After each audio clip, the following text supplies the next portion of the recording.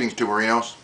Canadian Atheist here. Well, I want to talk today a little bit about WikiLeaks, because WikiLeaks is history. No, not in the sense that it's gone away, in the sense that it is history in the making. It is a most amazing thing to me to see this happening, and I realize that a lot of people feel that this will put people in danger. And yes, it probably will. But change has always been dangerous for the powers that be. And it's just kind of a shame that they can't get behind the effort for the knowledge of the people. It's just kind of a shame that freedom of expression and freedom of knowledge is not as free as it should be. Certain political and powerful forces would have the public kept ignorant, would have us not know about what they've actually been up to. I can remember some years ago now, when this Gulf War thing first started and the U.S. went into Iraq, I can remember all kinds of people saying there are all kinds of reasons that it shouldn't be done. And they're probably right.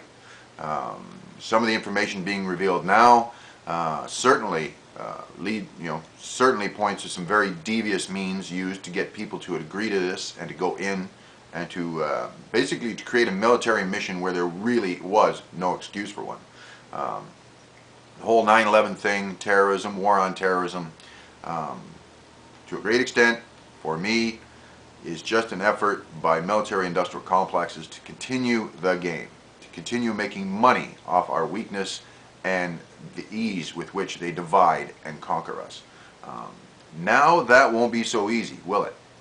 As time goes by and people find more means to share information, and more information about these kind of things get out, it's tougher, isn't it, to get people to agree to sacrifice themselves, to waste their lives for someone else's political and economic agendas. And unfortunately, I think to a great degree, that's what the militaries of our countries have been used for. And I find that shameful. I know there are people who feel that this release of information by WikiLeaks will cost lives. It may. But I maintain that keeping those secrets, continuing to control people this way, costs lives too.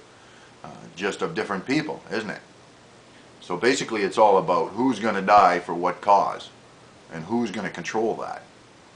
I say let the information flow. Let people decide for themselves whether or not this agenda is worthy of our military taking part in such a thing. Whether it is a worthy goal in the world. I don't think it is. WikiLeaks, it's history in the making. When I was a kid, we had nothing like this. No internet, no computers, no nothing. All information came to us through television and newspapers, and that was more tightly controlled, wasn't it? It's harder to do that now. So it is easier for us, for me, and for you as individuals to learn things, to know and to make more informed decisions. And that is what certain people fear. The decisions you may make as a result of information you have received that may not fit their agenda. That's quite sad. That's quite sad. And it's worth fighting in this world. So WikiLeaks, more power to them. The gentleman who created the site, I forget the name in the moment. I'm sure many of you know who it is. Apparently the gentleman who created the site is now being sought for sexual abuse or some such bullshit trumped up charges. Boy, isn't that predictable.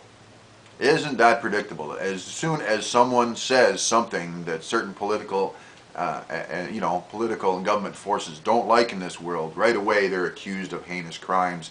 And of course, let's go to the lowest common denominator. Let's accuse them of sexual abuse and predators. Yeah, wow. Yeah, that fools me. Assholes. So anyway, peeps, keep your eyes open. Take in all the information. Make your own decisions.